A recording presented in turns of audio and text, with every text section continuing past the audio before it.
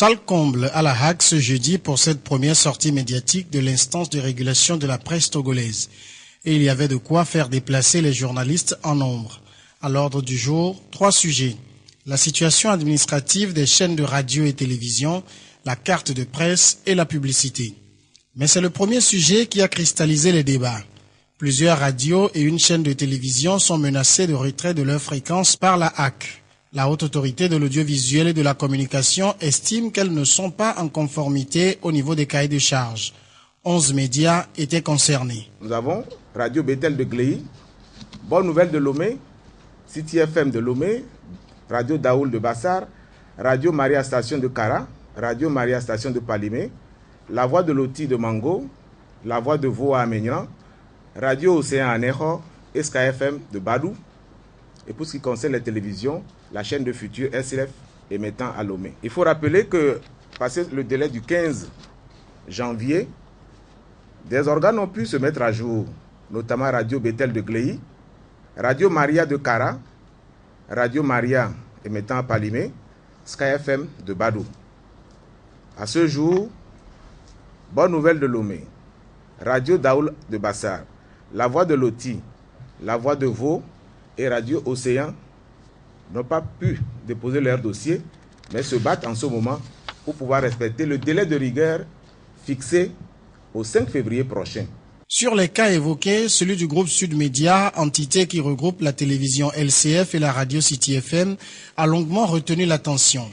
Curieusement, la HAC version Pitang-Tchala affirme n'avoir trouvé dans ses archives aucune trace de dossier de LCF et City FM, 2 chaînes qui émettent au Togo depuis près de 10 ans. La haute autorité a constaté que la chaîne de télévision LCF et la station de radio City FM, qui émettent depuis 2007, n'avaient obtenu auprès de la haute autorité aucune autorisation d'installation et d'exploitation préalable à l'exercice de ces activités. En réalité, en 2007, j'étais membre de la HAC et je me rappelle qu'à l'époque, nous n'avions reçu aucun dossier de la station LCF ni de City FM pour étude.